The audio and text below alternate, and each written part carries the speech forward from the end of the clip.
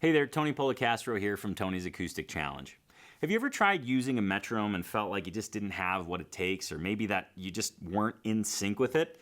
Well, don't worry. I think every guitar player at some point on their guitar journey has had that exact same feeling. I know I sure have, which is why in this lesson, I'm going to share with you a 3-step simple process for getting in sync with the metronome and integrating it into your playing habit. Plus, at the end of the video, I'm going to share with you the 3 T's to metronome success. They're extremely important and surprisingly easy to remember. So let's dig in, but before we start getting into the process, let's actually do some quick housekeeping, okay? First and foremost, you're gonna need a metronome. So I'm using the Pro Metronome app, but you can use any old metronome that works. Some wind up like a clock, some are digital. Whatever works for you is exactly what I want you to use. The second thing I want you to keep in mind is that we're gonna take this from a very basic approach, because that's what will lead to success in getting in sync with the metronome. So don't try out a crazy rhythm right off the bat, and don't try it at a crazy speed. I'm not saying don't strive for those things. I'm just saying that let's really get it down to brass tacks right at the beginning instead of getting crazy, okay? So that'll come later once we get the basics. Now on to the process. Step 1 is to get your mind in sync. Step 2 is to get your picking hand in sync. And step 3 is to make music. It's a pretty easy process, but let me go through each step just so you know the details of each. Step number 1, I want you to get your mind in sync. Okay, this actually doesn't even involve the guitar. It just involves counting with the metronome and feeling the beat. That's it, okay? So what I'm gonna do is I'm gonna start the metronome. I'll start counting in basic quarter notes, so it'll be 1, 2, 3, 4, and then I'll move to eighth notes as I get more comfortable with that. And eventually what I'll do is go ahead and add the pick strokes, meaning the direction that the pick is gonna go in terms of down and up. So let me show you what that sounds like right now. So again, I'm gonna start with basic quarter notes. 1, 2, 3, 4. 1, 2, 3, 4. Eighth notes. 1 and 2 and 3 and 4 and 1 and 2 and 3 and 4 and pick direction. Down, up, down, up, down, up, down, up, down, up, down, up, down, up.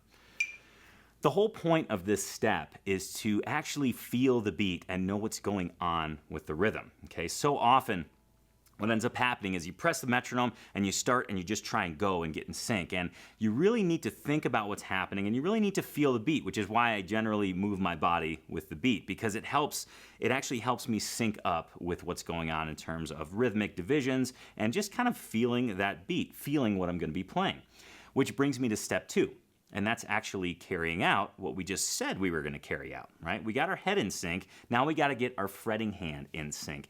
And that's actually pretty simple, because we're not going to fret anything. We're just going to deaden the strings. And I'm going to go through that same exact series. I'm going to go ahead and just strum the strings dead, in sync with the metronome, first starting on basic quarter notes, and then I'll do eighth notes, right? So those down and ups, right? And you can do this on the full 6 strings or just a single string, depending on what you actually want to practice. For the sake of example, I'm just going to strum all 6 strings just to make it nice and loud so you can hear how the guitar syncs up with the metronome. So again, I'll start on the quarter notes and then move to the eighth notes. 2, 3, 4. 1, 2, 3, 4. 1, 2, 3, 4. And then once I get comfortable with that, I'm going to go ahead and move on to the eighth notes. 1 and 2 and 3 and 4 and 1 and 2 and 3 and 4 and.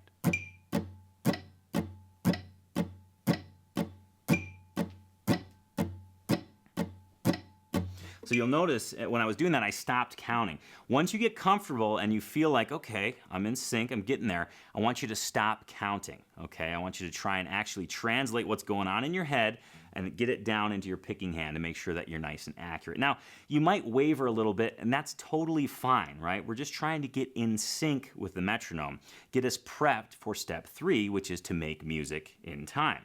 So what I want to do here, and I'll show you 2 examples of this. I'm going to go ahead and play a simple G chord in time with a nice steady quarter note downstroke. And then I'm going to go ahead and switch to a single string approach so you can hear what that sounds like and also see how I carry it out in conjunction with the metronome. And I'll do eighth notes on that. But again, all I'm going to do is hold down a G chord and do a nice steady strum on the downstroke, on the quarter note. 2, 3, 4, 1, 2, 3.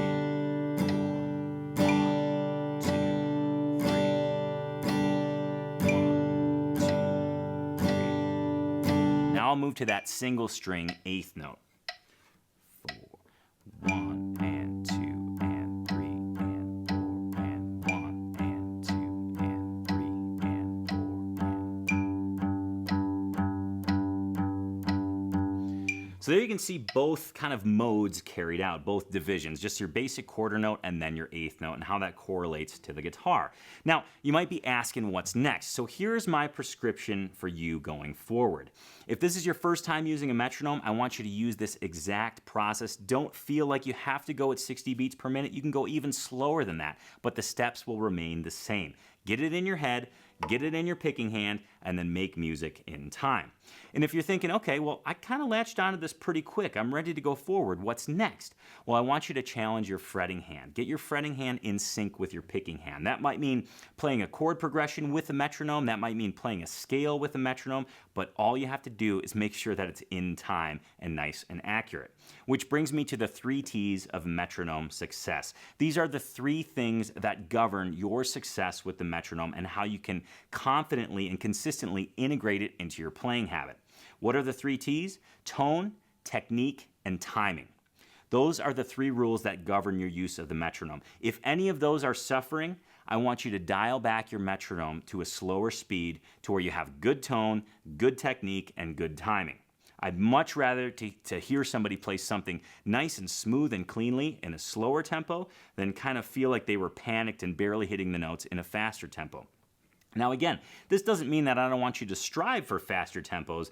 These are just kind of the self-check-in terms that I want you to use. Again, those are the 3 T's: tone, technique, and timing. Keep those in mind, and actually playing with the metronome will turn into a really fun prospect. I hope this lesson helped you a bunch, and I hope it gave you confidence to use a metronome and integrate it into your playing habit. So I want to know how things went. So in the comments below, let me know what your success was. Let me know if it's the first time you've ever used a metronome and felt like, holy smokes, I'm actually playing in time. Please leave a comment below. I'd love to hear from you.